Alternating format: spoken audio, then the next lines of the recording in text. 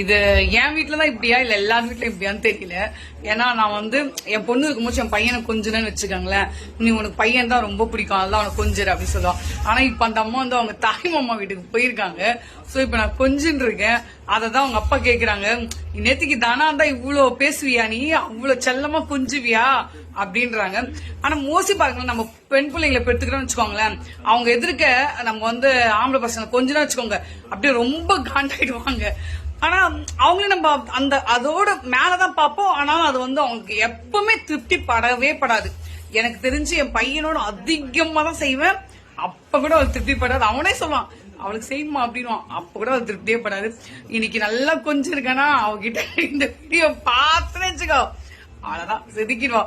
நாளைக்கு பாருங்க இந்த அளவுக்கு எனக்கு அவளே கமெண்ட் போடுவா, ஓஹோ நான் இல்லாத டைம்ல உன் பொண்ணு உன் பிள்ளைய இவ்வளவு தூரம் பாரு எல்லாம் செஞ்சு